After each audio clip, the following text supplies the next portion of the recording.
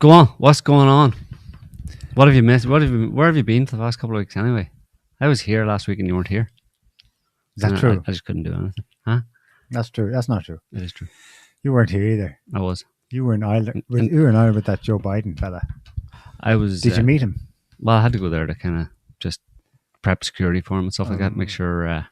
I knew it. You are on his team. Make sure no one would interfere with the glowing reception he received. But no one did. From the Irish people. What? No one did. No one did what? Interfere with the glowing reception. No, it was awesome. It was. You think you'd have better things to do than faff around in Ireland? 4 days. Yeah. Meeting the family. It was just a bit of a holiday for him, wasn't it? More than anything. That's what the press said when Trump went with his sons in 2019. It was a holiday. None of that now. No. Now it's like, oh no. Awesome. Very, very personal. It's amazing. Important trip. It's amazing. The lack of cynicism. I mean, cynicism, being cynical gets a bad rap, and cynicism gets a bad rap. Don't be too cynical. You're so cynical. But there's a pathological lack of cynicism that is a really bad thing, because in the world, in the kind of world we live in, you have to be a bit cynical about things. And by cynical, I simply mean skeptical. I mean, cynicism and skepticism are, almost synonyms, Cynicism is probably just skepticism, too much skepticism, or unreasonable skepticism. But there's like literally no skepticism amongst the media and by implication a lot of people who watch the media. Maybe they're just looking for good feels. You know what I mean? You don't want to deny them the good feels. So when Biden comes to Ireland or wherever, well, particularly Ireland, it's all great and fun, and it's a homecoming, and people in Ireland get to feel good about it because the president of America has come and graced the little Irish shores and the little Irish people, and come to pat them on the head and, hunt for leprechauns or something. And then people back at home in America get to see Biden in a good light as well, Yeah, of course, because Ireland, anything Ireland is good news in America. People. That's why they do it. American presidents go to Ireland for good optics. Right. Period. Because they've all done it, I think. Most of them since Kennedy. Yeah, because Irish people love American presidents. I mean, it's a long way from Kennedy, though. Like, it's how many years? 70 years, LBJ whatever, 60 didn't, years. But just about all the others did. No, the only 4 people to visit Ireland. Only 4 presidents to visit Ireland. Oh, yeah? Yep. Well, all the last 4. Kennedy, Clinton, Obama. Maybe Bush didn't. Bush didn't.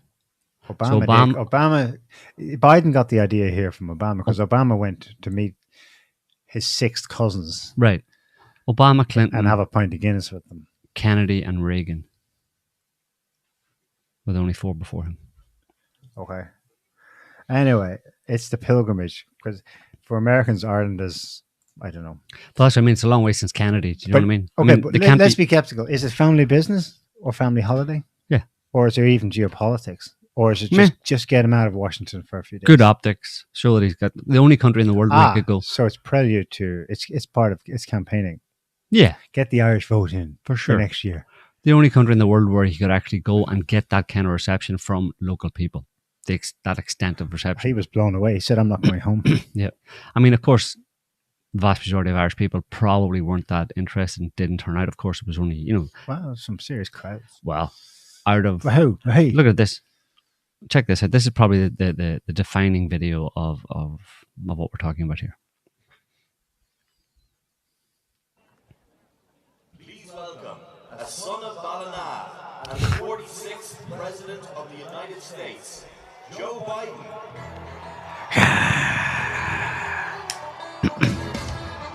And dropkick Murphys. Oh my God. He should do a little jig. He should be dressed up like a leprechaun. Go on, Joe. Give us a dance. Do us a jig. Go on, you mad thing.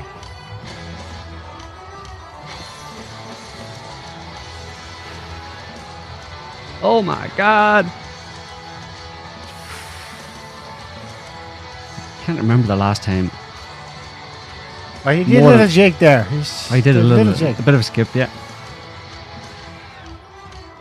You see the way it's set up, that all the people behind him are going bonkers, right? They're definitely a rent a crowd back there. See, like in front of the cathedral there? Yeah. They're all in a cordon off, and that's for the back shot, right? So that all of his speech has a backdrop of people kind of like furiously waving Irish and American flags, and then the also rans are in the front, you know. Oh, make it stop. I see the light. Good job, Joe. It's great to be here with you all. It's great to be back in Baltimore during your 300th anniversary. Yo-ho. All he needs is a Chucky Arla in there, and the Unionists up north, of course, wanted nothing to do with him, you know. Before he arrived, they were all like, "What's he coming here for? We don't want him. He's Irish." Anyway, get him out of here, because they all, you know, see themselves as British, you know, in the north, and they see him arriving as a kind of like a. Wait, Joe Biden isn't Irish. I know. Well, that's the other thing. He tours Biden around. is not an Irish name. Well, his claim is great. He has grandparents. 2, yeah. So, him and 40 million Americans share the same connection to Ireland, but his is somehow exceptional for some reason. They had him meet relatives in a pub for a pint. The relatives were fifth cousins. Right. Everyone on Earth today has on average 17,000 fifth cousins. Right. He's not Irish. No. Well, like I said, him and 40 million other Americans who all have the same level of connection. They have a lot more than him. A lot of them more than him, but at least 40 million of them go back as far as Joe Biden, you know. I mean, a lot of them are more recent than him and have more claim to being Irish. So it's silly. It's all optics, but that's what I'm talking about in terms of cynicism here. There's no cynicism whatsoever in this. This is all like, stop being so cynical about the whole thing. It's a good time. It's big up in Ireland. People are having a bit of fun. I mean, the fact the guy might be a pedophile doesn't matter, you know. Might be, I said. And his son along with him, Hunter Biden, might be a crack addict. Might be? No, there's no might about that, obviously, because there's might be a crook who does deals that gets 10% for his dad. Yeah, he's super corrupt. Like, these are extremely corrupt people, obviously. Certainly his son, very likely his father, or him himself, sorry. Here's with Hunter, just doing the rounds, talking to, you know, pressing the flesh, kissing babies and stuff like that. There's Hunter in the background there. Has to help him out now and again. What's your question?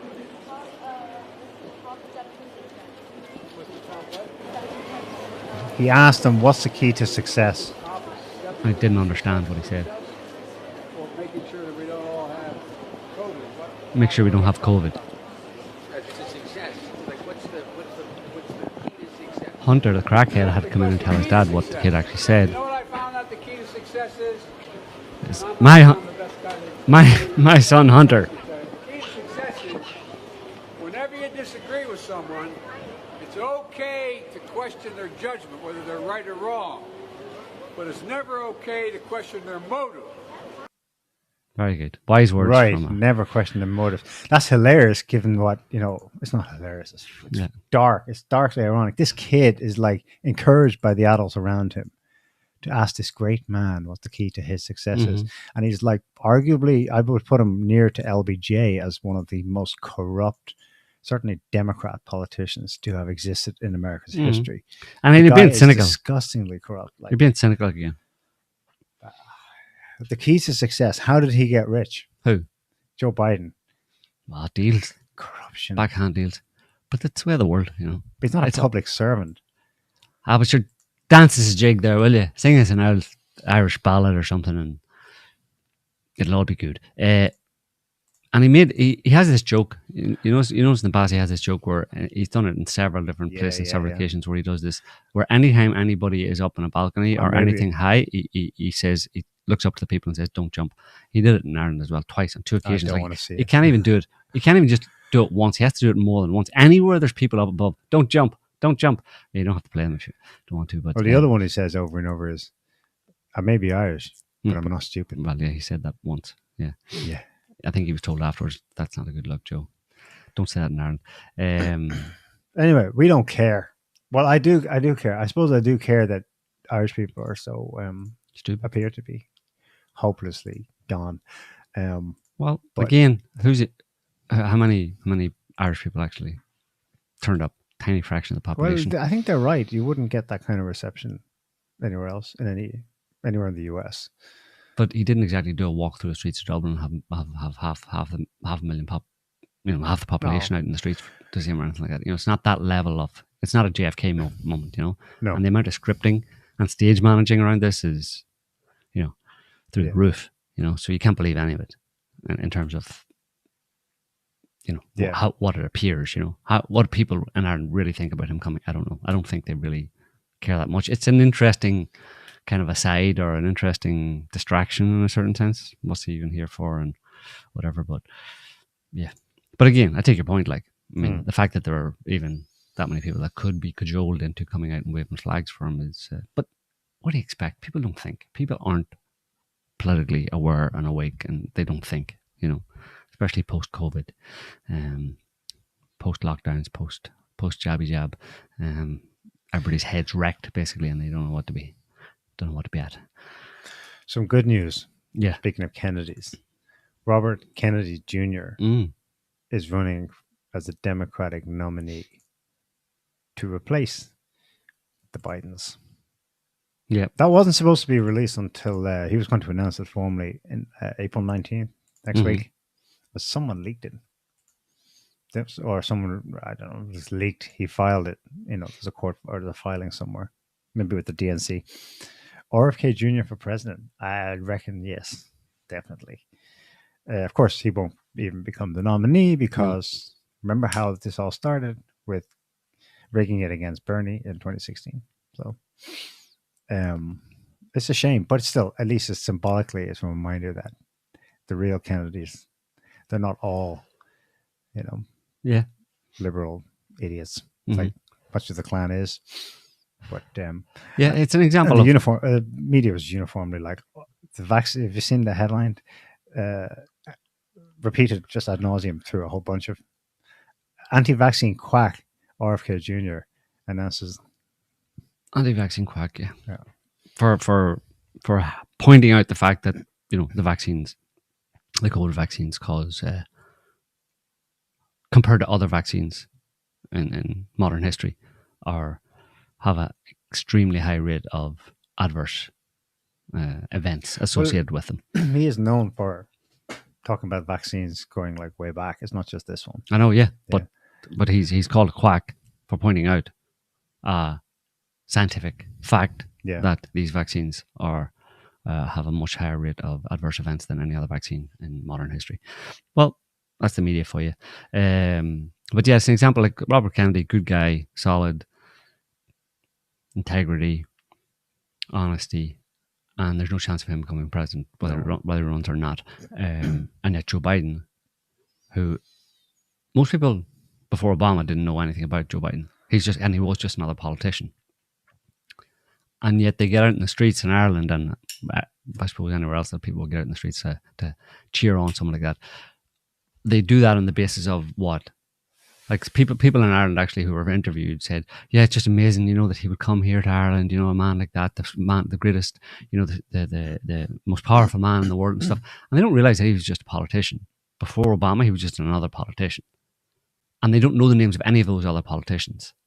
And they think somehow, they must assume somehow that since he's president, he got there on merit, that he's this amazing man because he got to be president. That level of ignorance about how people get to be the president or the prime minister of particularly Western countries, or really most countries in the world. It's frightening. The idea that it's based on merit today is bizarre. I mean, a cursory scratch of the surface of a little bit of research into it, and you realize that these people are just selected. They're taken out of anonymity, relative anonymity, in the sense that people in Ireland who are going, oh, Joe Biden, and they didn't know him 10 years ago, and suddenly he's the greatest man on earth, or whatever. It's a blessing for him to even set foot on our soil. It's just. But that's the level we're talking about. You ask these people to think. I think they also, well, I don't know if they don't, they may not think this through, but I think they may also sense that Ireland's fortunes are dependent on it. Mm. And if they do, they're correct. Yeah. Because Ireland's economic fate is completely tied to the US here. Absolutely, at this point. It's the economic miracle is basically American hot money that's flooded in as part of a quid pro quo with buying US treasuries. Yeah, buying Talked US. about that earlier this Yeah, week. well, propping up America, like as in buying US debt. They're in it. There's no chance of Ireland doing it. Maybe we shouldn't be America's vessel moment, a vassal. Yeah, check. Just so check it out so you can see for yourself. This is a list. It's a strange list, like of major foreign holders of the United States Treasury securities, which is basically debt as of November 2022. And big countries, wealthy countries. Japan has over $1 trillion holding $1 trillion of US debt. So they're heavily invested in the US dollar, remaining the reserve currency in America. Remaining the economic top dog, basically. And China, obviously, but less than Japan. China with like 1.5 billion people. It's been reducing its holding of US debt. Now, Kingdom, okay, special relationship, of course, they'd be there. Belgium, yeah. No. Yeah, something weird happened there. Luxembourg, the same. But Cayman Islands, you can ignore the Cayman Islands because that's all offshore stuff. You can ignore Luxembourg for the same reason. It's an offshore. Right. It may as well be an island. Yeah, and Cayman Islands, Switzerland. And then Ireland, 250. It's up to about 300 billion now. But $300 billion of US debt. And behind Canada. Third or fourth. Huh? Ireland on this kind of table has been third or fourth. Yeah. But they're behind Canada. 20 million people or so, massive country, major resources. Brazil. Many? 170 million people maybe in Brazil, something like that. 120, 100, something. 220, yeah. Taiwan, of course. India 1.3 billion people. Way down the list. And France below. So Ireland's what the hell is Ireland doing holding all this? What the hell is Ireland doing holding so much US debt? Well, you just explained it, right? There was a deal done back in the day. That's why you have a lot of major US corporations with their headquarters, the European headquarters in Ireland, banking it for the Irish Treasury, for the Irish tax collector, and then that money is reinvested back in the US, tying Ireland inexorably or inevitably to the fortunes of America, which is not a good position to be in right now, as we'll talk about in a little bit. So yeah. What else going on? Well, why? Yeah, I don't know. I don't understand the Americans or the Irish for that matter. Meanwhile, like actual interesting like trips abroad. Macron's trip to China. Now, I don't know. I don't think we make much of it because he said similar things before. Especially on the trip home. He questioned whether it is in our interest to accelerate a crisis on Taiwan and provoke a Chinese overreaction. The worst thing that Europe could do would be to take our cue from the US agenda, for defending Taiwan. The reaction was bonkers. See Marco Rubio's response? I saw that one, yeah. I got it here. Does he speak for Europe? Yeah. He doesn't, but he should. Marco's down. I don't know where he is. Is that Texas? I don't know if that's Texas or not. But is he on holiday? I don't know. So Senator Marco Rubio, here's what he thinks about Macron's statements on France not wanting to be or should not be a US vassal and should not just follow the US policy on China and Taiwan. The president of France, Macron, goes to China, spends about 6 hours meeting with Xi Jinping, and then on the flight back, he talks to a bunch of reporters. And here's what he told the reporters. He told the reporters, number one, that it's time for Europe to break away from the United States, not to depend on the dollar, not to depend so much on us, to become their own third superpower. The second thing he says, which I found really interesting, was that Europe needs to make sure that they don't get involved in conflicts that are not their conflicts. Specifically, that Europe should not be picking sides on Taiwan between the United States and China. And so I think this is a good moment for us to ask Europe, does Macron speak for all of Europe? Is Macron now the head of Europe? Is he now the most powerful leader in Europe? Because if he is, then there's some things we're going to need to change. Number one, Europe, including France specifically, has depended heavily on the United States for 70 years for their own defense. In fact, when Macron tried to play global superpower and send troops to North Africa to fight terrorists, he couldn't even get his own troops there. We had to fly them there, and we had to fly them back. He couldn't even get his own troops there. So if they're going to break off on their own and follow Macron's lead, that's going to save us a lot of money. As far as not getting involved in other conflicts that are not ours, we need to ask Europe, does he speak for them? Because we're pretty heavily involved in Ukraine right now. We're spending a lot of our taxpayer money on a European war. Yeah. And I've supported that because I think it's in the national interest of the United States to be allies to our allies. But if our allies... What a little liar. If in fact Macron speaks... Only 20% of it goes to Ukraine. Now is they're not going to pick sides between the U.S. The rest China goes to the Pentagon contractors. Maybe we shouldn't be picking sides either. Maybe we should basically say we're going to focus on Taiwan and the threats that China poses. And you That's guys tame compared to what others said. So we need to find out, does Macron speak for Macron or does Macron speak for Europe? And we need to get the answer to that pretty quickly because China is very excited about what he said. They enthusiastically support everything he said. And apparently he said even worse. But the French presidency insisted that all the reporters even that worse that interview, that they had to review, they wanted to review the transcript, and they apparently took out stuff that was even more aggressive that he said. So we need to find out where Europe stands. So lies in that in his statement of the fundamental lie that he bases his argument on is that, well, if Macron isn't going to back us up or follow America's lead with, vis-a-vis China and Taiwan, then maybe we'll just we'll decide no longer to help France and Europe, if he speaks for Europe, in their European war, because this is a European war,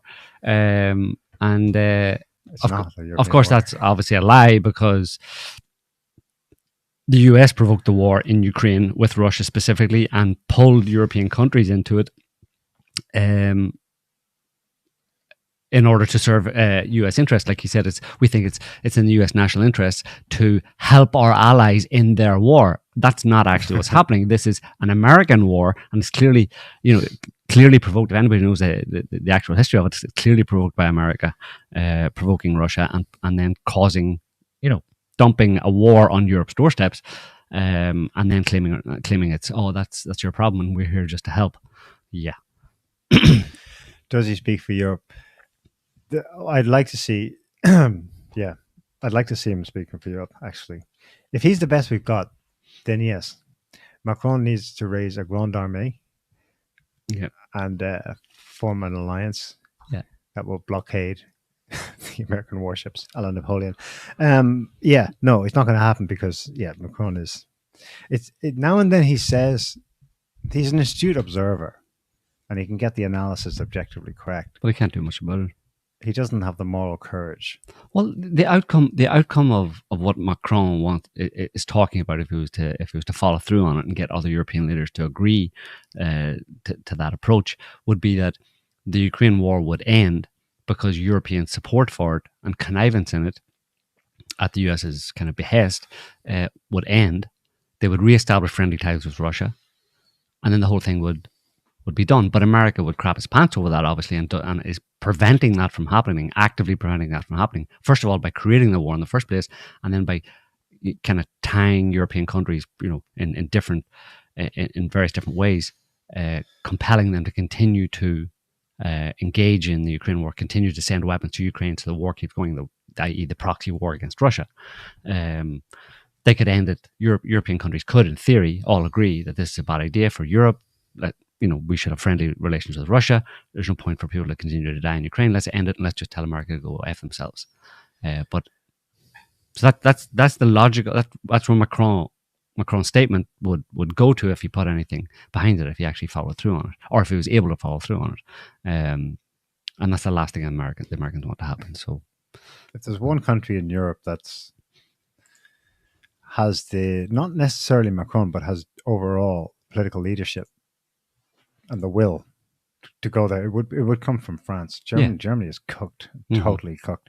But France could. Remember, we've seen over the last year the French intelligence infomercial that was put out, about the extent of U.S. economic interest in having a war, this proxy war with Russia, because it was causing basically massive protectionism. You know, the what do they call the bill in the US? There's something The Inflation Reduction Act. Inflation Reduction Act. Yeah. It sounds like, oh, that's all it is. It's just internal domestic affair. It is an internal domestic affair, but it's massive protectionism. That's what it comes down to. And Europe's the loser in this. The other thing Rubio said was like, we've given so much to Ukraine. Their own reports show that 20% of it has gone to Ukraine. That's enough to keep Ukraine afloat, apparently, just about. It's a zombie state, but whatever. Country 404. Paying salaries. Yeah. The other 80% is the US. Goes to companies in the US. It's protectionism. Well, it's propping up the US economy. Yeah. His comments were tame. Senator Todd Young, a member of the Senate Foreign Relations Committee, the Chinese Communist Party is the most significant challenge to Western society, our economic security, and our way of life. Who is he speaking for there? France must be clear-eyed about this threat. Ours. Is that yours too? Are you speaking on behalf? Are you senator for Indiana? Are you speaking on behalf of the French people? France, all of France there. Mike Gallagher, Republican for Wisconsin, chair of the House Select Committee on China, told Fox News Macron's statements were embarrassing. They were disgraceful and very geopolitically naive. Michael McCall, you're no good on your own, France. Yeah, Michael McCall, Republican for Texas, chair of the House Foreign Affairs Committee. The French president's views are disheartening because the Chinese Communist Party's threat to Taiwan is a growing danger to the global balance of power. It's the global balance of power. Our hegemony. Your balance of power. Hegemony. There's more. Chris Smith, Republican, New Jersey. If France is truly committed to abandoning democratic nations in favor of a brutal communist regime, the United States must reassess its posture towards France. Macron's statements are a betrayal of democratic Taiwan. Et tu, Macron. Well, here's Marco Rubio again. And just before we hit on that topic, on associated topic, basically, of a lot of different countries deciding to trade in their own currencies or in, non-US dollar currencies. He's talking about Brazil, China agreeing recently to trade in their own currencies. And just before, you just put it up there before we before we listen to him, I just want to remark on the size of his ears. Dumbo. Aren't they very big? They're very big. It's just me, like relative to the size of his head. They're like freaking maybe ear enlargement. Radar dishes, huh? Maybe ear enlargement is an aesthetic thing in the US. I don't know. I doubt it. I don't know. They find it beautiful. Anyway, let's hear what he says. It's kind of funny. Look, I think the bottom line is we're in a conflict. And I think we have to start talking about it that way. Lot of time, most of the people are up here now don't remember. I was very young, obviously, at the end of the Cold War, but it's been about 30 years since there was another superpower on the earth that was in conflict with the United States. And we are back in that place. And we need to stop pretending like that's not the case. Now, I hope it's never an armed conflict, but it's a conflict at every level you can imagine.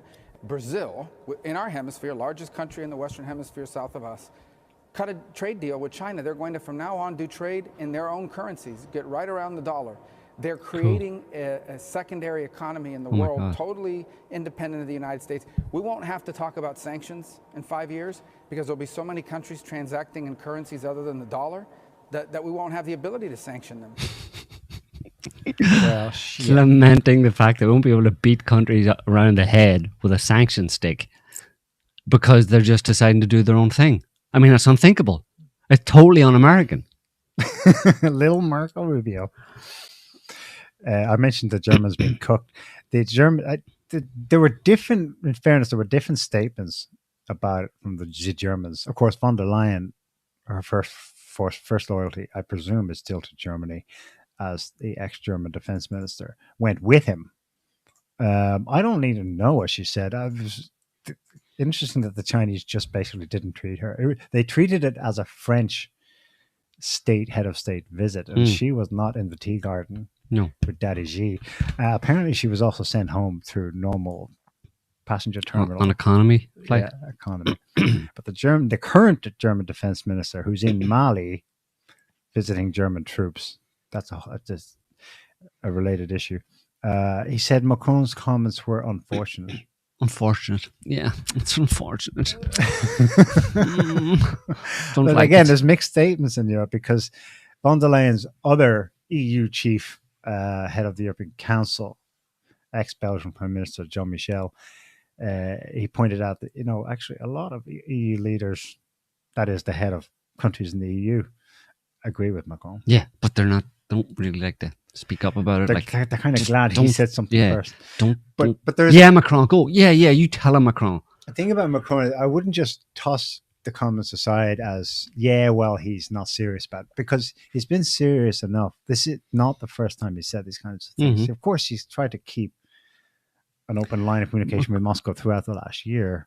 Macron sees himself as a bit of a visionary, He's dissed NATO long before now. Yeah, but quietly. But he sees himself as a bit of a visionary, and being ahead of the curve, And this is something we'll talk about in relation to other countries as well. But he's the most intelligent, dumb Western politician. Yeah, can we say that? Yeah, but he likes to try and stay ahead of the curve type thing, and he sees, like many other countries, leaders on political class in other countries are well aware of this emerging multipolar world, a new multipolar world where America is no longer top dog who can dictate terms to everybody, and a lot of them are still afraid because it's just only beginning.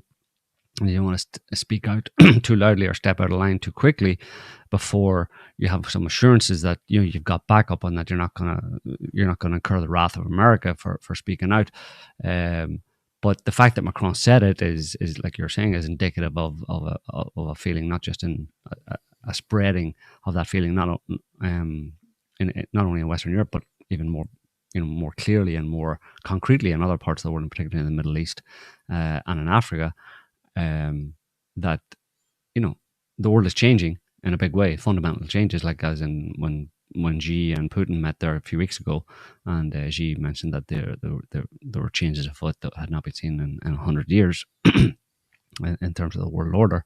So that's all happening, and it's not just talk, and everybody is starting to realize that this is a real thing. This is actually happening, and we have to begin to reorient ourselves in preparation for this new world order, basically. Or we'll be left with no chair when the music stops, or when the music changes, or whatever. Yeah. Exactly. And that phrase, a new world order, that's, people were afraid of that phrase. I know you were afraid of that phrase for a long time, Neil. Anytime anybody would mention the new world order, you would run and hide under the table, because... No, I'd take to the streets and want to burn it down. Yeah.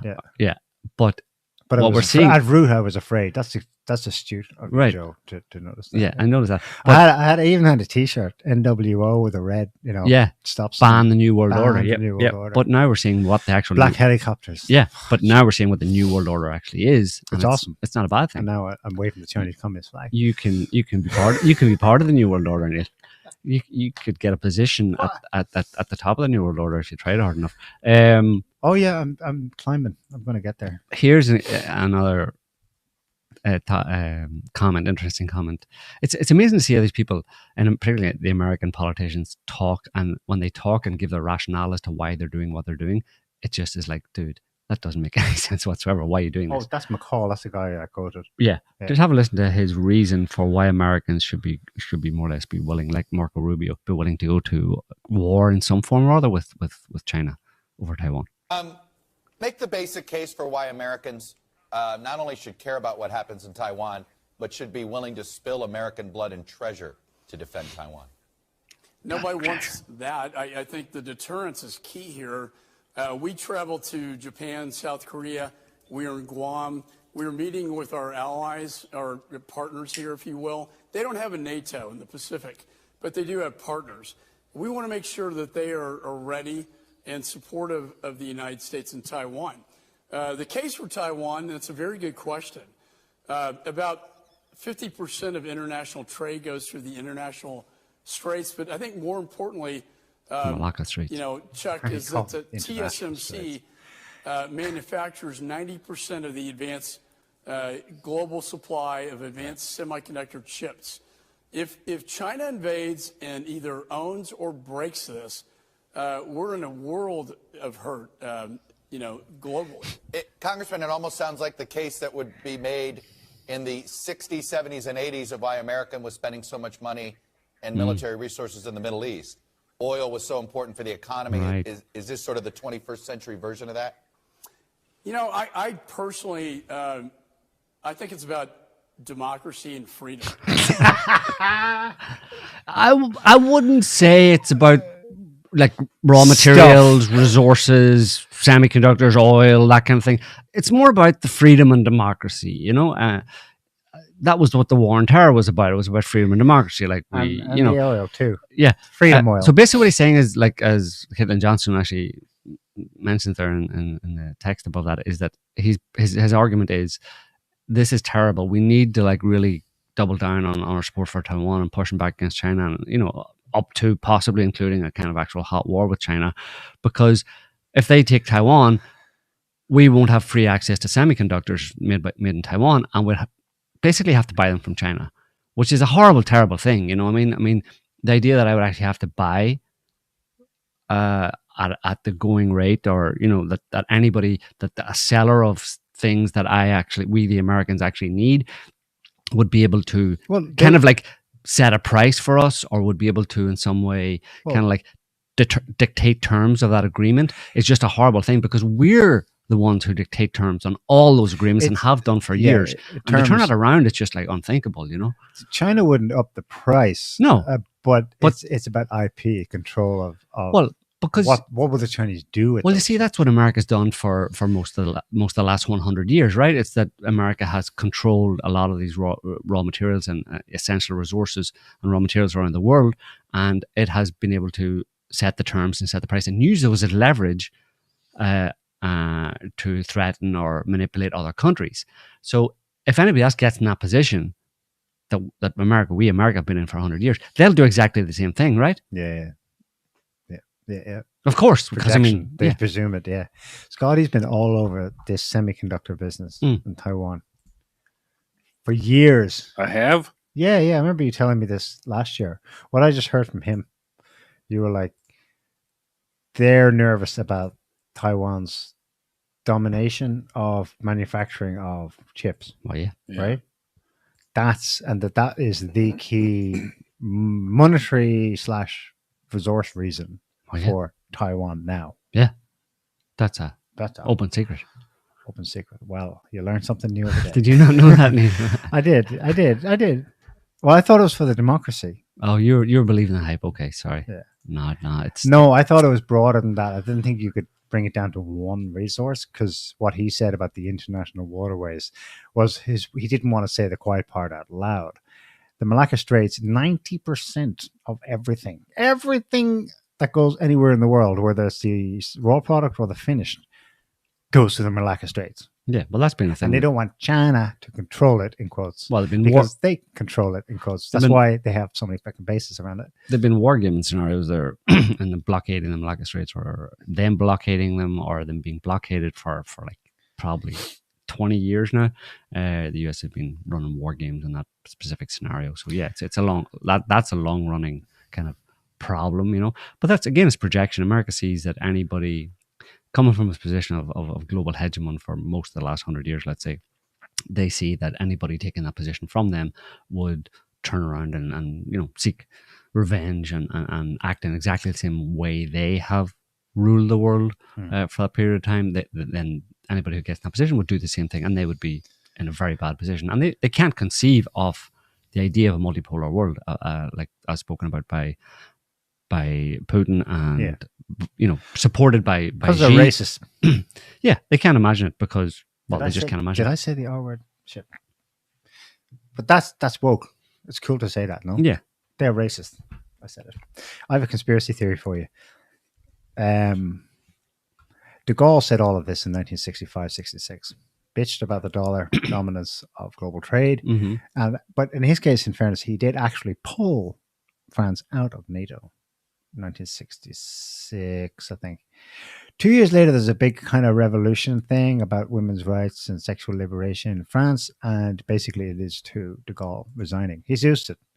He survived several assassination attempts too, by the way. Are the protests in France at the moment? Are there? Yeah. No, are they externally? No. No, I don't think so. Because the French unions were, well, the biggest one, the CGT, was formed by the CIA in 1944. Well, that's too far a connection. Jesus. Well, it sounded good in my I mean, head. It would be hard. I mean, it's an interesting theory, but it would be hard to actually find evidence for it because the French have such a long history of protesting over things like this, with the pension reform and any other long list of grievances they have against the government, and long list of standing grievances they have against any government. Basically, they protest all the time. So to pick any one set of protests out and say that they were instigated by external forces would be difficult. Right. But then I'd have to counter justify the yellow vests as organic.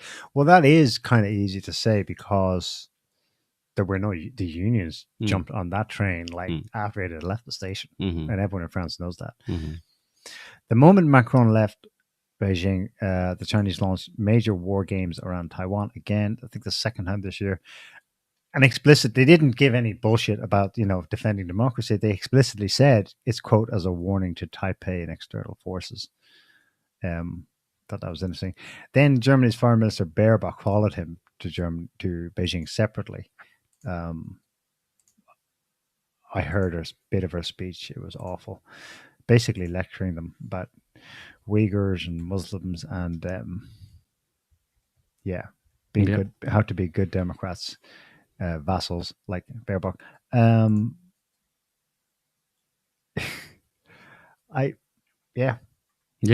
don't know, but this is an interesting ripple that has been sent out by this. That could be it for now, but the key is Europe. What's going to happen with the end of the Ukraine war is coming one way or the other. What happens then? With respect to, does deindustrialization from Europe to America continue under that momentum, or is the momentum dying with the end of the Ukraine war? And will there need to be something else to maintain that new dynamic that Washington's Inflation Reduction Act has started? There are so many. I think there's probably intrigue going on all over the place. It's a different topic, but the leaks have happened since our last show. There were 2 sets of these Pentagon leaks. Everyone knows the story by now. The leaker has been found. On the one hand, they were about Ukraine war, and they were kind of assessments of what Pentagon and US government insiders are actually saying to each other about the situation there, which was interesting because it basically maps to reality. The Ukrainian soldiers are being slaughtered far more than the Russians. They have no weapons. They are running out of munitions. They have no weapons. There are, at the time, in one of the documents shown, there are known to be, according to the Pentagon, 100 active duty, not deserting mercenaries, active duty NATO soldiers, special forces operating in Ukraine, stuff like that. So nothing that would have surprised us, but still, their reaction to them was like, who did it? I think they were. People have asked, well, were these fake? Is it limited hangout? Was this meant to be shown or something? No, it looks. You think it's legit? The documents, yeah, they're legit. I mean, one way or the other. I mean, a few key kind of highlights apart from what you mentioned about the bad state of the Ukrainian military and the availability of weapons for Ukraine in the conflict. The U.S. government, State Department, whatever, CIA spying on the UN Secretary General. Yes, which that's. I mean, that's how I think I've heard that before. Well, America spies on everybody, so that's nothing new, right? So the South Korean government, yeah, as well. But I'm pretty sure all of America's allies, so-called allies, know that they're being spied on all the time, which is part of the leverage America has over them, right? And uses over them as an implied threat that we know what you're doing, we're spying on you all the time. So that's nothing new. Well, yeah, sorry, it wasn't that the document said, we're spying on.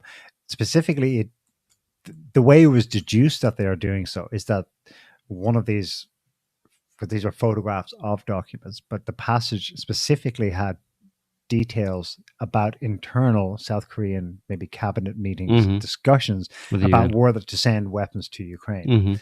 So Oh, it's South Korea. Yeah. South Korea. It's interesting though that the leaker's been caught, right? The U.S. government's acknowledged they're authentic and that this should not have happened, and we're furiously going to find him, all that stuff. So they treat it as real. South Korea and the other allies concerned, Israel as well, of course, we talked about that in a second, all said that these are told their own domestic audience that these are fake. They're not fake. They're not fake, but that's how cooked. That's how you can have someone who's definitely your guy on the inside over there do your bidding for you by going, no, none of that's true. Yeah. Well, they all wanted to play it down, basically. I mean, not all of them, but a lot of the different parties wanted to play it down, that were kind of exposed in one way or another by those leaks. They wanted to pretend. And of course, the Western media especially the American media, were beside themselves in their anger at these leaks and in their attempts to suppress them. I mean, they were berating. I'll actually we can listen to that one now. It's amazing to actually listen to. This is the totality of the American media basically talking at a DOD press conference about these leaks, and you have various different members of the media berating this guy about what he's going to do to make sure this never happens again. Not talking about the leaks, not asking about any details of it. It's, what are you going to do to make sure this never happens? Okay, in the days after the leaks came to light, what steps has DoD taken to reduce the number of people who have access to not only these classified briefings, but the classified material in general? But you are taking steps to tighten that, I guess, population who might have access to this level of information. General Ryder, you say that there are strict protocols in place, and yet a 21-year-old airman was able to access some of the nation's top secrets. How did this happen, and isn't this a massive security breach? What is your message to anyone who might be thinking of leaking these kind of documents in the future? Oh, God. Can you tell us, are there less people who have access to this type of information today than there were a week ago? To follow on that, these documents were available long before April 5th and 6th. So what took so long for DOD and the intelligence communities to locate these documents? Are you going to release this airman's service record? What technologies is the Pentagon applying right now to both spot leaked documents online and track potential indicators of leaking type practices? Do you plan to be investing in more? Given the gravity of the situation, are you actively paring down the distribution list now? Is this a process that's moving quickly? Or is it going to take time for there to be meaningful substantive changes to the distribution? And then is DOD or has DOD taken additional measures to restrict the access to classified information of others in the Massachusetts Air National Guard? Sort of as a follow-on to Carla and Brandy's questions, can you say whether DOD has anyone looking at chat rooms on Discord, for example, or other social media platforms right now for leaked information? And if not, should DOD have these people? So notice that basically that's the kind of all those questions by reporters are the kind of questions that would be asked if, say, for example, this guy was responsible in some way or identified as the person who was responsible for these documents getting out, this guy at the DOD, his superiors will be saying all of those things to him. And yet it's the media doing it. Mm-hmm. The media, in that example, the media is absolutely 100% a part of the US government. It's the censor and the overseer, let's say, for the US government for any information that might leak out to the population. And these are supposedly members of the population in the media who are demanding that the government control the information that members of the public can get access to. What does that make them? I mean, it's ridiculous. Greek chorus. But yeah. Mockingbird. I mean, they're just, yeah. One other bit from those documents, one other piece of information was, as reported here by Haaretz. Did you get that, Scotty? Yeah. leaked US documents allege Mossad encouraged Israel anti-Netanyahu protests. Israel spy agency encouraged protests against the Netanyahu government judicial overhaul. Mossad's response was that it's false and unfounded, of course, which is interesting because, as we talked about in a previous show, those protests that were going on in Israel that were effectively anti-Netanyahu. We showed a picture of the protesters, and I think it was a legit poster. They had a picture of Putin, Netanyahu, and Trump all together, and the word dictators or something, or the world won't accept dictators or something like that. So this was clearly a kind of like a hit job. That these protests were definitely informed, and the group in Israel organizing it had only one source of funding, and it was the State Department, basically. I think it was the NED, National Endowment for Democracy. So it was the U.S. government was a funder of the only obvious group that was organizing these protests, and now there's an allegation that Mossad was behind it, which is interesting because, of course, we're not so naive to think that the US hasn't put pressure on or hasn't manipulated the Israelis or, turned the screws on at different points over the course of like the past 30 or 40 years. But it's interesting, those protests, along with something that just jumped out at me today. Was it today or yesterday? I think it was yesterday. This one, U.S. lawmakers urge a probe into military aid to Israel. This one really, I was like, hang on a minute. What's going on here? This is like U.S. military aid, $3 billion, reportedly every year, going back decades. Unquestioned since LBJ. Never questioned, is suddenly a group of 14 top Democratic members of the U.S. Congress have penned an open letter to Biden, urging him to re-examine Washington's enduring support of Israel. These are tectonic shifts, tectonic movements in the traditional unipolar global order, as it has been for the past, like I said, since the Second World War. And they can only be understood or have to be understood in the context of China and Russia's, along with others, but their push for multipolarity and the sidelining of America as the global hegemon, which we just saw from Marco Rubio's crapping himself, and a bunch of other US lawmakers are all crapping themselves and extremely worried about this movement towards a multipolar world, which will, like I said, unseat America. So the problem in that context of a multipolar world, where every country has to suddenly reassess which way they're going to look, reassess who they're going to do, who they're going to be allied with, and a lot of them at this point are engaging in that favorite term of America's, actually, which is strategic ambiguity. At this point, a lot of them are trying to play both. They're trying to not upset America. They have to if they're going to ease themselves into a multipolar world and stay ahead of the curve and not be left, like you were saying, in the game of musical chairs without a seat. They need to do it carefully. They need to be realistic about it and start realigning towards multipolarity. But they also need to make sure they don't piss off America too much, which remains because the hegemon with a lot of clout. The 10 countries that piss them off too much are going to get it in the next few years. So strategic ambiguity, where they're all saying two things. Yes, no, we support an end to the conflict in Ukraine, but we also want to, support America's this, that, you know what I mean? It's basically, we support everybody, which is, multipolarity, right?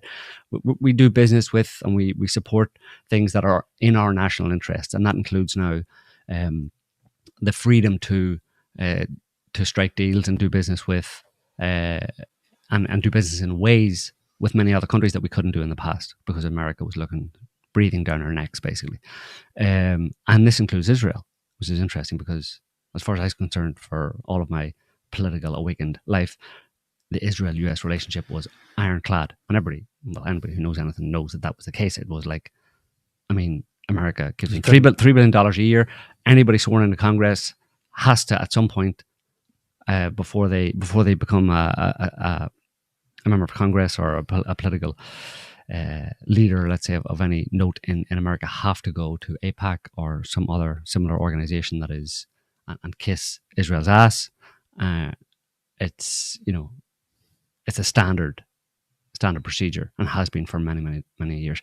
And every is probably with basically no exceptions. Maybe one or two exceptions out of the hundreds of U.S. Congress members of Congress and the Senate. All of them would never say a bad word about Israel. They're our steadfast, enduring ally, and we will never disagree with Israel. And suddenly, you have evidence that the U.S. State Department and Mossad, internal Israeli intelligence, is organizing protests to try and unseat an Israeli government.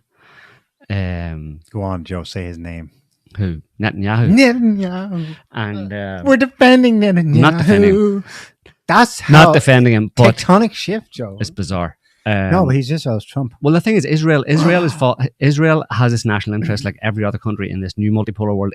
Israel has to look to its own national interest, and that includes, and has been for quite a while, because people have talked about it before, where Israel's relationship with Russia over Syria, Iran, Israel has increasingly over the past 5-6 years become a more of a major broker in the Middle East, and what actually the power dynamics within the Middle East and those conflicts. Obviously the situation with Iran and the conflict in Syria. So Israel has to balance its relationship with America with its relationship with Russia, because Russia has clout and Russia can make a difference, and Russia can, specifically in terms of supplying weapons to Syria, for example, Russia, or its ongoing exchange with Iran. Exactly. I think there's drones going one way and the other. Yeah, there's a deal that Russia would not supply S-300s to Syria, so that Israel could easily conduct quote unquote surgical strikes, air raids in Syria against quote unquote Iranian assets, Iranian influence in Syria. So that's a deal that they've made, and Israel wants to keep that. The ability to do that, and it doesn't want to piss off Russia, so it has to be friendly with Russia. But if it's friendly with Russia, it's going to run into problems with America, and America, seeing that, then is going to start putting pressure on Israel to try and get it to fall back in line. But the tide is turning. America can't plug all those gaps. The dam will at some point burst, but there's leaks all over the place. You're seeing them all the time. There are leaks all over the place, and this is the most significant one to date. France could be, France/Europe could be, if there's any follow up. But this one is bigger. I know you've given an explanation of it, so I'm going backwards here. Can we look at it in more detail? What this specific mention of the Mossad and Israeli protests showed? They did cover this in the US. They didn't. Israeli press denied it, of course. But the premise of the conspiracy is, this is directed against the Netanyahu government, so not the Israeli establishment as a whole, right? So the press in Israel is like, rubbish. But even someone supposedly inside a Netanyahu press office said, no, it's rubbish. But then who are they speaking for? Exactly. The State Department in the US or for Netanyahu? Okay. So this is CNN with some details on what this leaked Pentagon document supposedly said. If you do a search for Israel, I suppose it starts towards the end.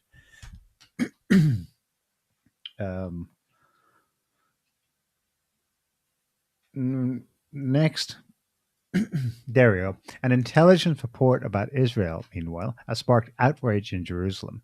The report, produced by the CIA and sourced to Signals Intelligence, says that Israel's main intelligence agency, the Mossad, had been encouraging protests against the country's new government, quote, including several explicit calls to action. This isn't just like, the Mossad is supporting it. No, they're specifically involved in it. And then, of course, there's a statement that the one I just mentioned, the Prime Minister's office said, no, it's rubbish.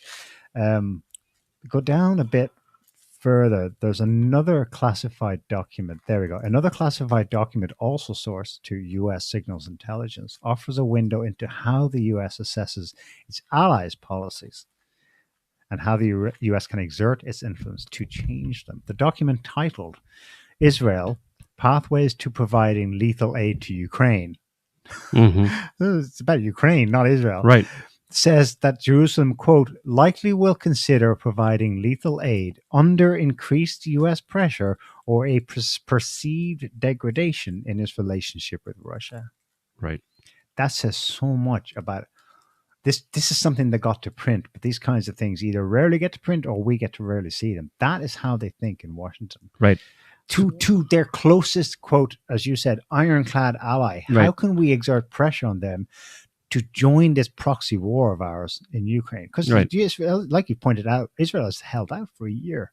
Not providing the, but that's an agreement. For reasons of its own self-interest. Right. If we Russia. do that, Iran is going to get a boost from Russia. Or Syria is going to get S-300s. Yeah, they have to. I mean, that's that's balancing out, your national interests and looking to your national interests and deciding, how you're going to best serve those. And in a world dominated by, by the US, with the US as hegemon and its closest allies have to do what America wants it to do. And if they stop doing that, then they're going to come under some serious pressure. But what's interesting is that the Mossad being part of those being hand in glove with the US State Department by organizing those protests to put pressure on Netanyahu, not over his judicial reforms or whatever, but this was a way to put pressure on him over him aligning partly with Russia and not fully aligning with America over Ukraine, and in other ways that, I mean, basically Israel doing any, mutually beneficial deals with Russia is bad as far as the US State Department is concerned. This is our number one ally in the Middle East, and they're looking to Russia. They're betraying us, So what's interesting though is the Mossad being involved in that, because the Mossad is understood as being, if you think of Israeli national interests, well, the first group you think of would be Mossad, right? Right. So why are they not siding with the Netanyahu government, who is clearly attempting to work in Israel's national interests, independent of America? Because any country has national interests in the part of the world where they're located. That has to do with relationships with its neighbors and other powers in the world. Any country has those national interests, and they have to look to those. You can't just always do what your partner from 5,000 miles away wants you to do. You know what I mean? They could do that during the American century, because Israel's national interests in the region and America's foreign policy interests were one and the same. They dovetailed perfectly. But now in a multipolar world, in an emerging multipolar world, that's not the case anymore. So the question here is, Mossad, what are they doing siding on a question of Israel's national interests with America? They're siding with American national interests for Israel in the Middle East, American national interests in the Middle East, using Israel. Why the Mossad siding with the US State Department? That suggests that the Mossad effectively is globalist, an American exceptionalist organization, totally. That they're effectively based in Washington, D.C. far more. Deep state. Far more than in Tel Aviv. Since James Jesus Angleton in the 1960s, you can't put a paper between the Mossad and, when it came to big issues, between the Mossad and the CIA. And that's only strengthened in the intervening decades. But again, that was the case because their interests, they had mutually beneficial, or their interests were the same. You know what I mean? You couldn't put a paper between them during the 50s, 60s, 70s, whatever, 80s, because what they both wanted was the same thing. Now, it's not the case. So it's time for those interests in Israel that have this long-standing, friendship with the American deep state. It's time for them to decide where their allegiances really lie, and they appear to be deciding that their allegiances lie in Washington D.C., not Tel Aviv. Not the overt elected last December Israeli government. No, Mossad. I'm talking about Mossad here. Mossad. Which is super interesting because this, like the whole JQ, about who's leading who here. It sometimes seems like everything. By JQ, you mean Jewish question? Yes, everything is centered around, well, what's good for Israel will be good for America. Is the tail wagging the dog or not? Exactly. We're going to start seeing. No, the dog. Well, the dog's a big angry beast, and he's gonna wag the rest of the tail. Yeah. Well, or else. The conspiracy theory all these years was that the Zionists in Israel, the Jewish lobby in America, one and the same, and they were basically controlling, like they were wagging the dog, right? They were controlling. They had subverted American democracy. you know, the Jewish lobby basically, and the things we mentioned previous about how all Congress had to pay allegiance to Israel and stuff. People saw that for decades, and complained about the fact that this was Israel subverting, and Israel was now in control of America, and they went into quote unquote the Jews and the Zionists, and that this was globalist conspiracy, the Jews quote unquote behind it, all that kind of stuff. But now we're seeing a crack emerge. Yeah, but I think you could say that was never the case, you know, in a certain sense, that that it's not quote unquote the Jews, it's some group within America. That's where the buck stops. That's where the core of the control system, if such a thing exists in this world, exists in Washington D.C. It's not. I'm happy at this point to dispense with the idea that there's any kind of quote unquote Jewish globalist conspiracy to take over the world. Not that I ever really believe that, but people who paid lip service to that, I would have maybe listened to them, whatever, and thought about it. But there were interesting details along the way that did make everyone go, "Wow, right? That looks really." Basically, my point is that the powers that be are neither Jewish nor Israeli nor Zionist in origin, or in ideology, in ethics, or in outlook and perception, whatever. That's not their thing. So we can dispense with the idea that there's some Israeli based of whatever stripe, whatever Zionist stripe, whatever Jewish Zionist stripe. You can dispense the idea that there's some global conspiracy to dominate the world that originates there. It doesn't. It originates in Washington D.C. and they're American. It's white Anglo-Saxon Protestant. America. We found it. We've solved it. We cracked it. We can go home now, everyone. Busted. Yeah. Conspiracy busted wide open. There you go. Done. Solved. Done. You know, one of the themes this week, the Israeli protests are continuing, you know, and they're still pretty huge. 9th week running, something like that. This has got some steam in it. So on this weekend's protest, right, I see an Al Jazeera report about it.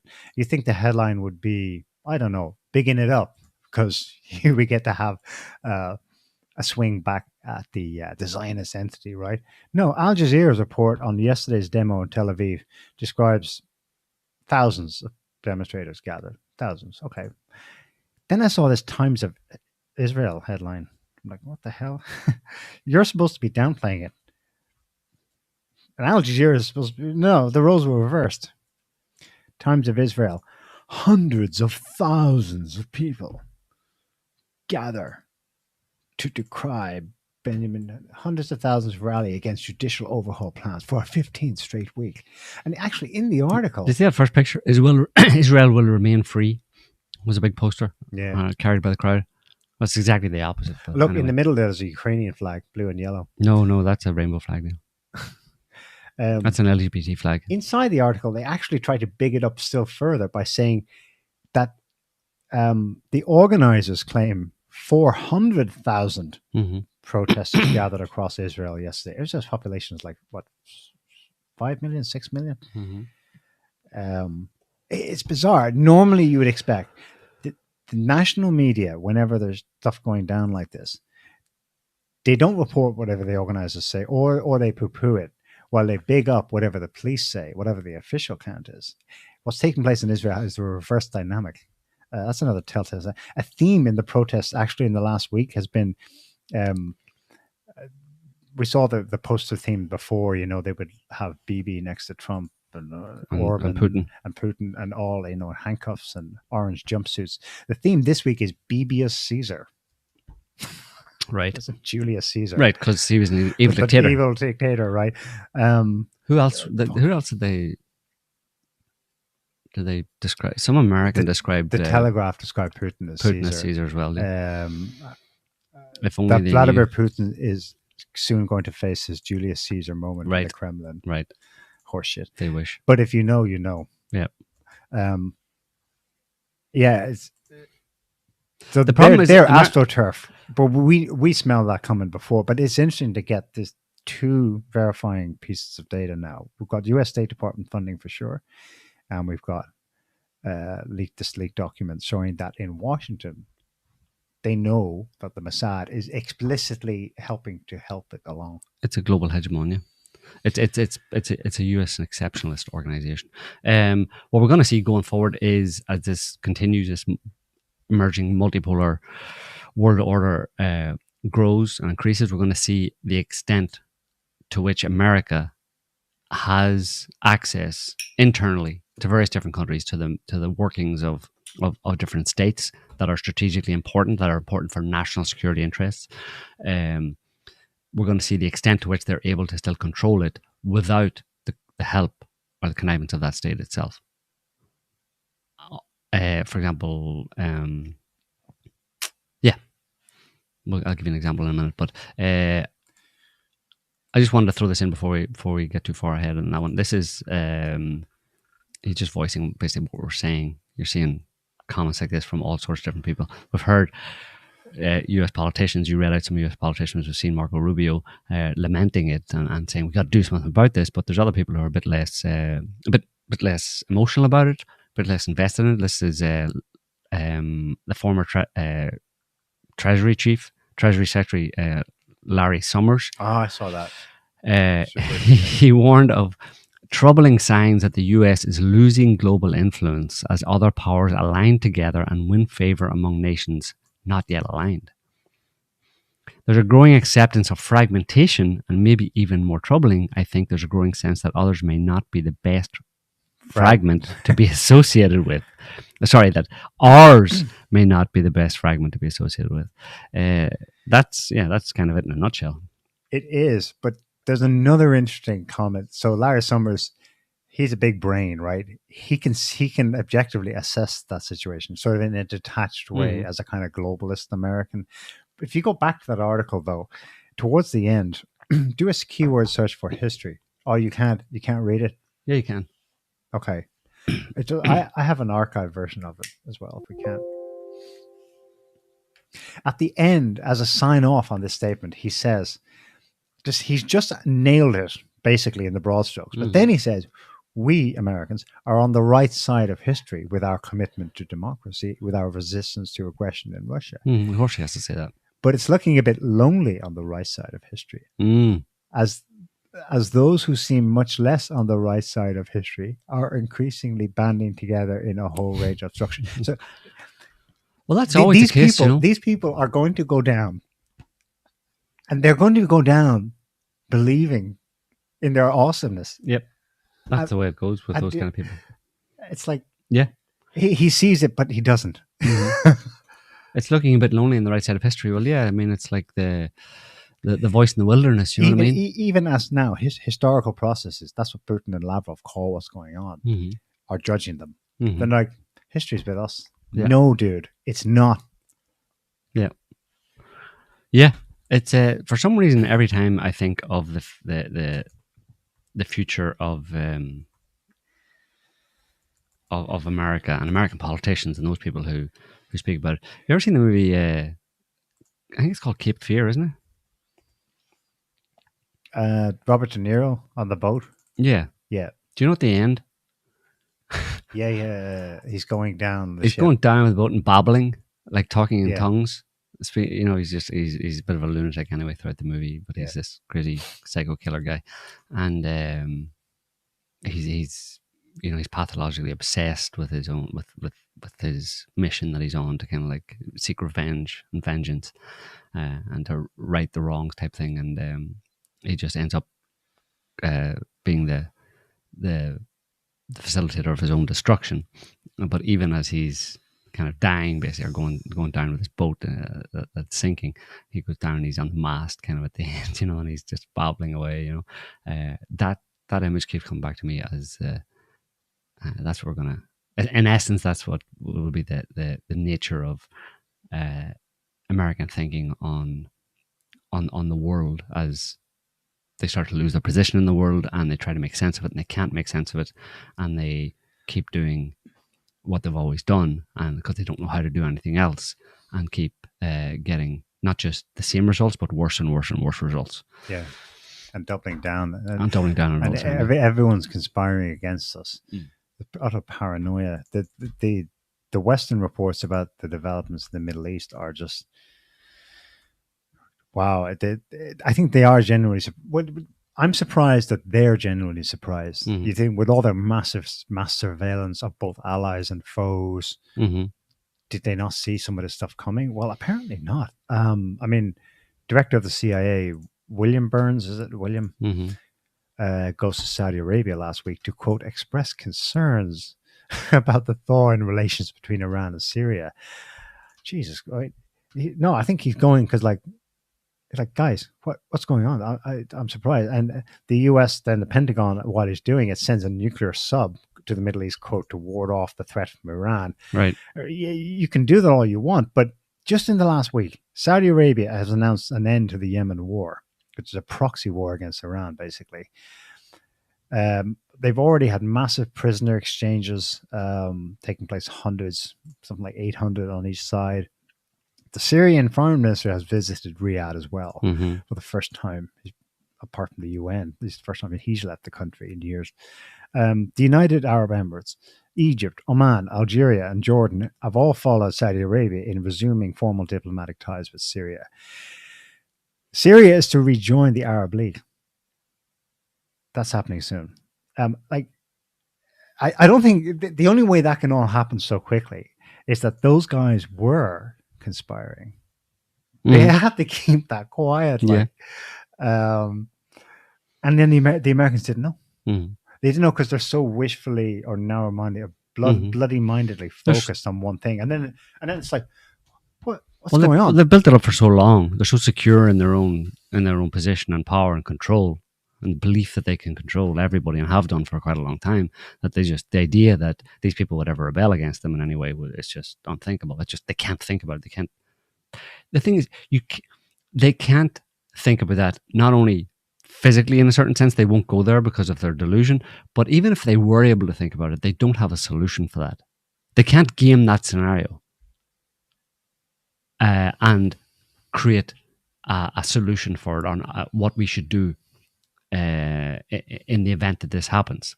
In the event that this is happening, or if we accept the fact that this is happening, our allies, our former allies are moving away from us, what do we do in that situation?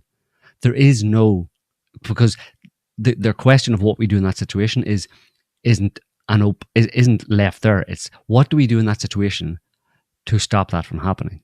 What do we do in that situation to get them back into the fold? And I mean, the tide of history is turning, and the global power structures are changing towards multipolarity, and you can't stop that.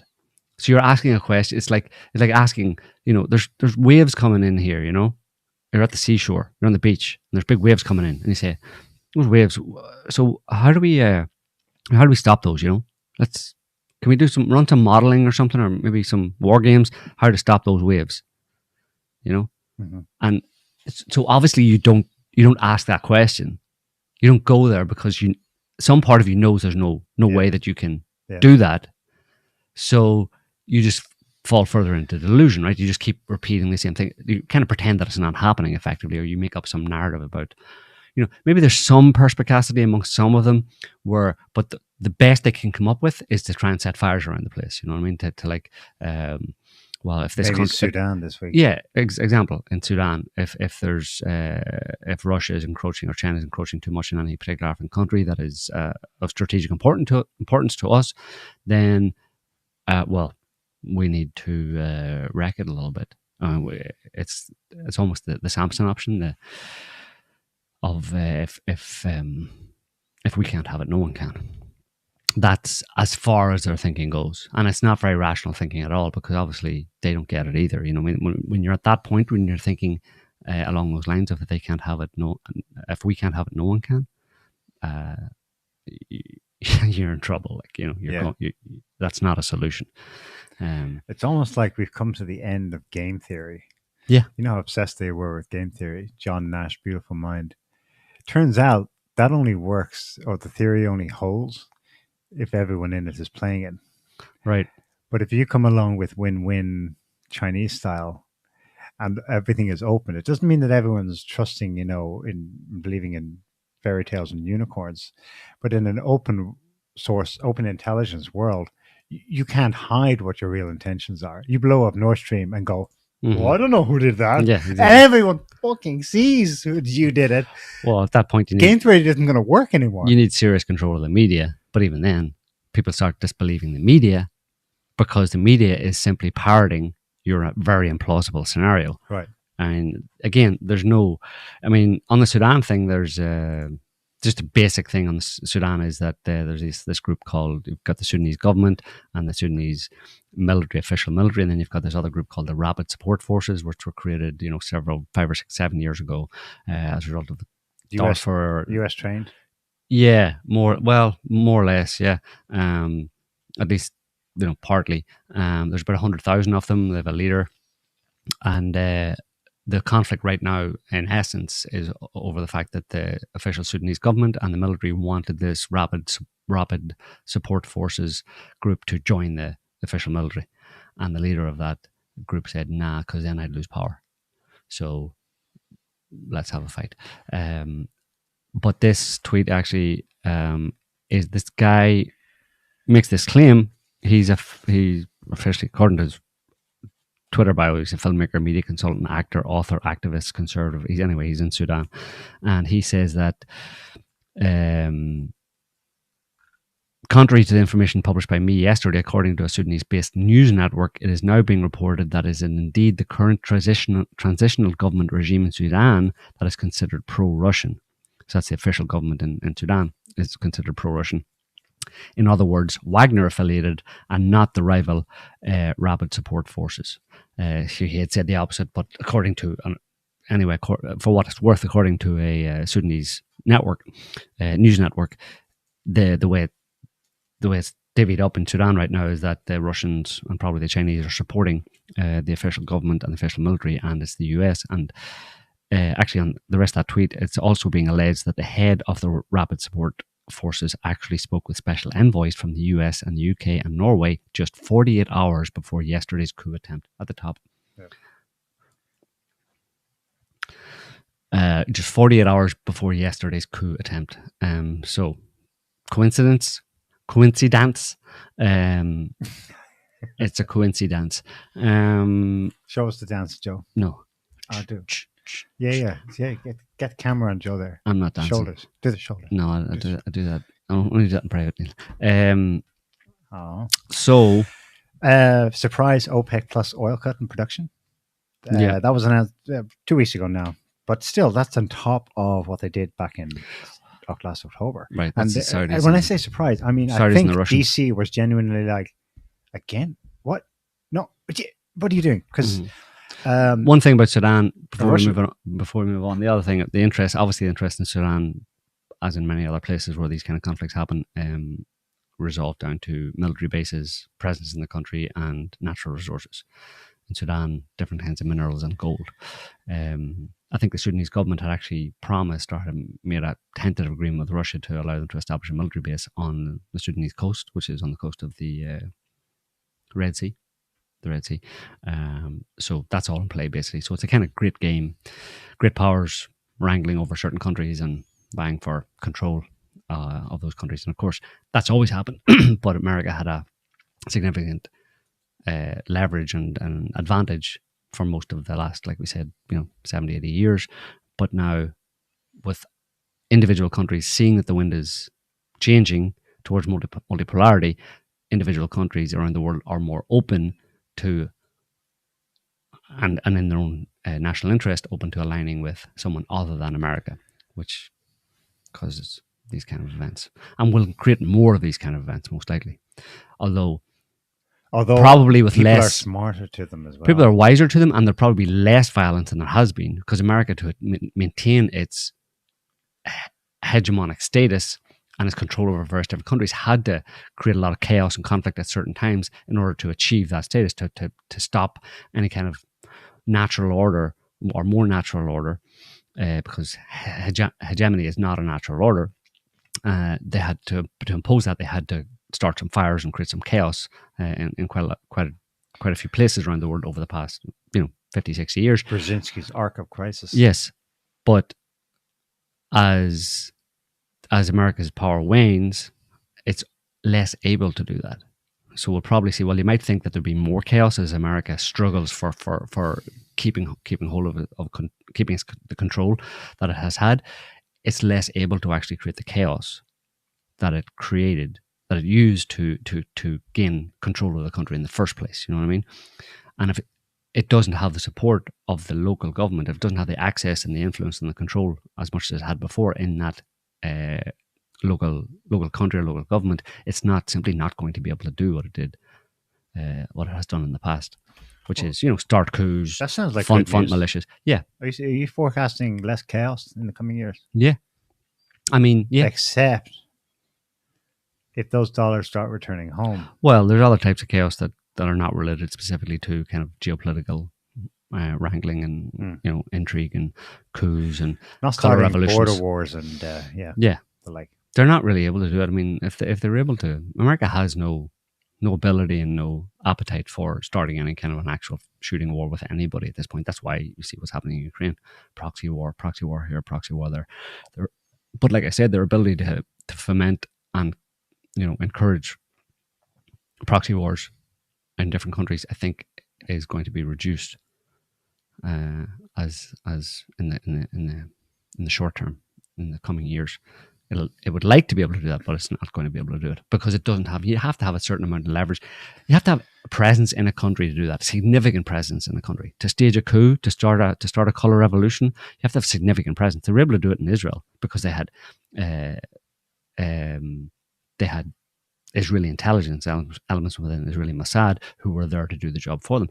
But if the local government no longer is starting to not be so friendly with America anymore, they're going to just shut the door on them and kick American organizations or American agents out, and then you simply can't do what you have done in the past. Those kind of really effective color revolutions were a function of America having overweening influence within a foreign country. As those countries start to say, "Listen, we're not really so cool with America anymore. We don't need to do what you say anymore. We've got backup from Russia and China and whoever else, and other countries in the region are thinking the same way. Piss off, get out." And then, how are you going to start your color revolution? So I think they'll be less capable of doing it. America might become a peaceful country.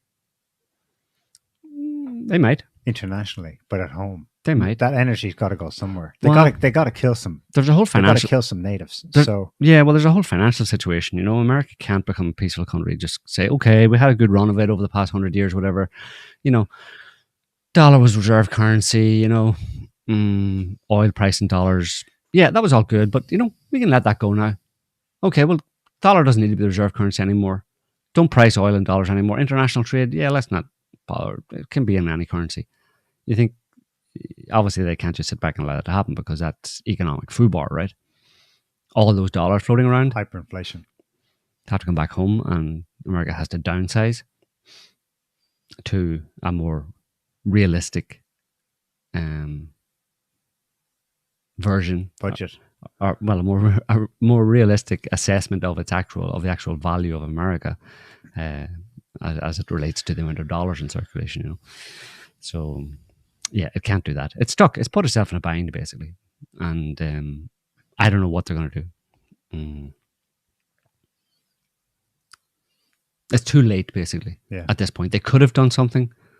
Maybe 10 years ago or something like that was the last chance they had to see the way the wind was blowing, because you could see it even then. But they doubled down on it and said, no, that's never going to happen. The band's going to make it. And we're going to double down on it. And it's too late now. They put themselves in a position where they simply can't back out. So they will try, for sure. All sorts of different ways and means.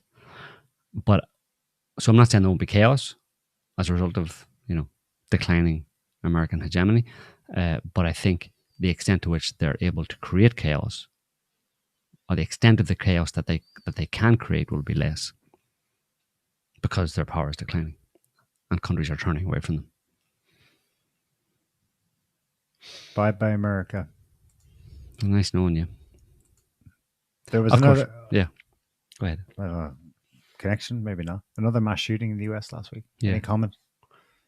In Louisville, I think they pronounce it. Louisville, Kentucky. They have one of them every weekend now, no? It's like a national sport, no? That's two in quick succession. Yeah, I can't really at this point. There's just too many guns in America. At Right? this point, well, I can't comment on it. Like, I mean, it's like I don't think many Americans even comment on it anymore. No. The media comments on it, obviously, but it's like it's so par for the course. It's like, okay, that's what America does, right? It's part of the national culture. Yeah, well, yeah. Another mass shooting, meh. It used to be horrifying and big news and in the news for weeks, but not anymore. What about these 18,000 cows? What the hell? Massive explosion killed 18,000 cows at a dairy farm in Dimmitt, Texas. Nah, they said an explosion. I don't think anyone knows for sure that it was an explosion. There was a fire for sure. It looked like a mushroom cloud, but I think it's just the extent of the smoke from the huge facility. Dimmitt, Texas. I think it's in North Texas. This is someone driving by while it's happening. You've probably seen footage. Just a vast mega farm. Too many cows in one place, but yeah, 18,000 dead cows. How the hell does that happen? Well, it can happen in any number of ways. Obviously, there's shit tons of methane around the place because of the cows, but that is one hell of a fire. There's been, yeah. For context, it's the deadliest barn fire in U.S. history. Yeah. There's something very strange going on. That's, by the way, that's enough meat for 3 days to feed the entire American population. 3 days. Yeah. There's very strange things going on. Have a look at this. You may notice. This is just a summation of what's going on in the past 5 days, right? These are just headlines in the past 5 days.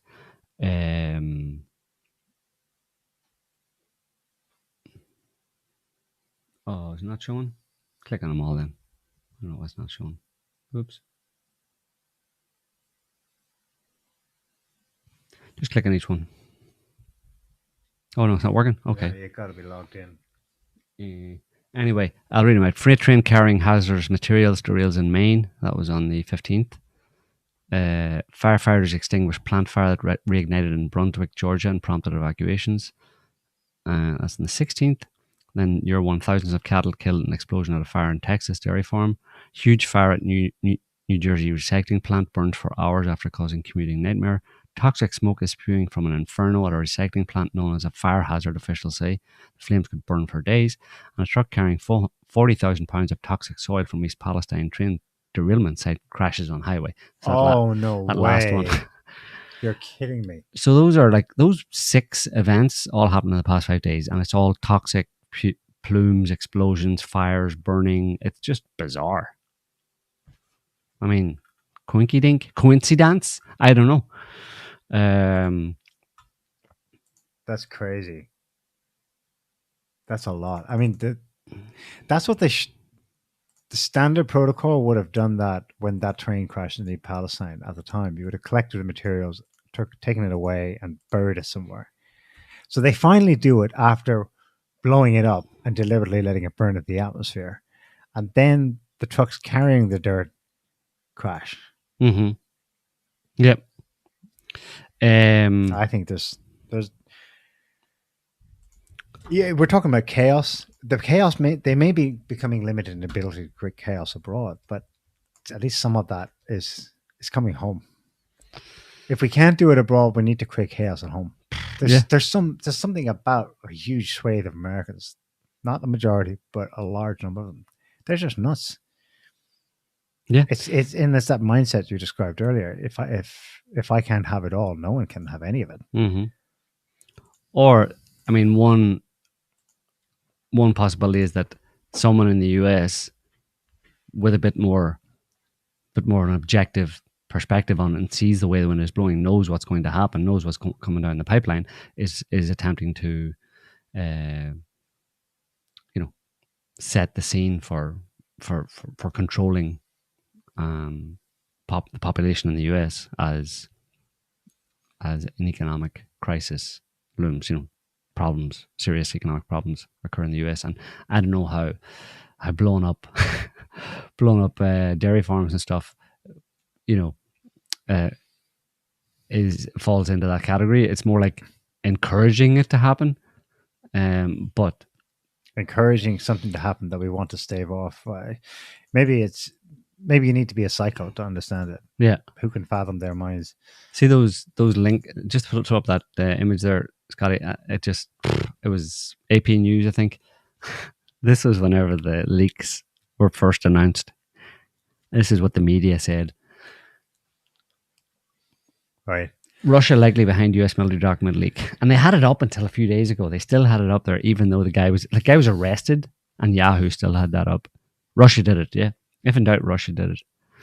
It's pathetic. And then, of course, you had people probably saw Elon Musk's interview with BBC and how that guy was just such an idiot in terms of, just so ideologically possessed in terms of his thinking. He was asking Musk about Twitter and about censorship, and he just he couldn't string a coherent thought together, basically. And that's the media. These are the people who are reporting this, and this is the media as well, telling you that Russia was behind the leaks. It's bizarre. That's why it's some kind of it's a mental disorder. Yeah, and it's strong on people who are close to government, because media is now a functionary of being in government, in public office in the West.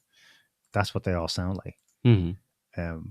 Musk, like Trump, is not on that side, so he can make more sense, by simply asking a question. That thing about the hate speech. Well, Musk says, give me one example. Blah blah blah. No, I can't remember now. Yeah, then it turns out at the end he said, "Well, I'm citing this organization that says they have looked at Twitter and found hate speech." But is that what you call journalism? Something I read on the internet says that there's hate speech on Twitter. What are you going to do about it? It must be true because there's hate speech on Twitter. Yeah. Do you have any examples of hate speech on Twitter? No, I can't think of any. But the organizing question is a gongo. I call them, because they're not really NGOs. They're government organized, non-governmental organizations. Right. It's a gongo, of which he is also a member of, being in a corporate media organization. They're all the BBC guy, if he had any kind of self-awareness, would have been asking Musk. So Elon, our side says that there's hate speech on Twitter, because it's all one side. They may as well be apparatchiks or functionaries of a state structure. Mm-hmm. And they don't recognize themselves as that. No, they don't. But Musk I think he's doing a great job by bit saying that the BBC is state funded, NPR state backed. Well, they backed down BBC because that's what they are. He backed down BBC by labeling it publicly funded. It's something, because they don't want that. No, we're separate, we're independent, we're free, we're liberal, Yeah. One thing we forgot to mention, just in the change in the Middle East, pretty interesting as well, ties in with what you were saying. Saudi set to host top Hamas delegation. Palestinian terror groups, this is the Times of Israel, obviously, Palestinian terror groups' political leadership reported to arrive on Sunday today and discuss improving relations after years of tension. So these are all little things that are happening because the time is right. The times they are changing. Yeah. And then there's this last one. There were two more chemical derailments, train derailments that caused major chemical spills last week in the US as well. Yeah. I don't know. No one knows, because no one's officialdom says, oh no, it's fine. They happen all the time, but they seem to happen a lot more of late. Yeah. What about those documents? Declassified Guantanamo court filing suggests some 9/11 hijackers were CIA agents. Yes, that was the RT's cheeky headline about it. Mm-hmm. I found the source report, the source court filing, and there's one American outlet that reported on it. It's like a blog or something. That's one too many. In Florida. Hang on. It didn't. The court filing doesn't quite say that some of the 9/11 hijackers were CIA agents. No, it says that it has detailed testimony. Do you have it? From hang on, I have to search. Don't worry. But just no, I know it from memory, but no, I don't have it to show. Yeah, just tell us what it is then. It's not that the court filing says that some of the hijackers were CIA exactly, but that the FBI guy who was giving the affidavit in the court case, this is the ongoing court issue about whether or not Saudi Arabia as a government was involved in 9/11. So what it's showing is something we knew at the time, but it's probably news to a bigger audience, that the FBI was repeatedly spied on, hamstrung, blocked, and then sometimes physically stopped by actual CIA agents from pursuing their investigations that showed that some of the 9/11 hijackers were indeed patsies or assets of the CIA. Not that they were actual CIA agents, but that's close enough. Yeah. But yeah, the RT reports on it. That's it. Yeah. There's one blogger in Florida who took the court filing and made a PDF of it, so it's publicly available. That's it. The rest is crickets. So. Yeah. Well, that's old news, right? It's got nothing to do with today. 9/11 has nothing to do with what's going on in the world today, right? He said facetiously. It has, yeah. 9/11 was supposed to prevent. 9/11 was. If you see the waves coming at the shore, and they're in Washington, and they're saying, "So, what do we do about that?" 9/11 was their answer. It was their one shot. And they got a lot of mileage out of it. Got 20 years out of it. 20 years of ironclad deals with Israel, and now it's over. And it's over. Yeah. Well, have you got anything else? No, I'm done. I'm done too. Yep. So that's the state of the world. That's a broad picture on what's going on in the world. We didn't mention what's going on in Russia, in Ukraine. But Bakhmut is still falling. I'll have to wait and see what actually happens. But the Bakhmut cauldron is bubbling. It's bubbling, yeah. But it's pretty horrible, actually. But those people, the Ukrainians, are, it's always a case of war, I suppose. Soldiers go to war and not think about why they're going to war and not care, and that's their fate. So, but I think we'll have to see where it goes. It just depends on whether or not the US and its Western partners are willing and able to continue to funnel enough weapons into the country over the next few months. If they stop, then things are going to change pretty quickly. Of course, there's the claim that once Bakhmut would fall, then the way is open right across over to the Dnieper River and further on, that there wouldn't be much left in the way of resistance. And there's much talk about an Ukrainian offensive. The much touted Ukrainian offensive is going to take back Crimea and Donbass and everything. A lot of it's talk all the way to Moscow, but it's still a war of attrition that's been going on obviously since the beginning, and we're just going to wait to see if something breaks and something collapses. Again, it would be over a long time ago if the US and European countries had never got involved. Well, obviously, if the US had never started the conflict in the first place, it would never have started. But certainly, if the moment they lose interest or faith or motivation to continue or ability to start to keep funneling weapons to the Ukrainians, well, then you can't have a war if you've got nothing to shoot at your enemy with. So we'll have to see. It may happen between now and the summer, So anyway, we'll leave it there for this week, folks. Thanks for listening, commenting, and watching. And don't forget to smash all the buttons, because that's what you're meant to do. We'll be back next week with another show. Until then, have a good one. See ya. See you next week. Bye.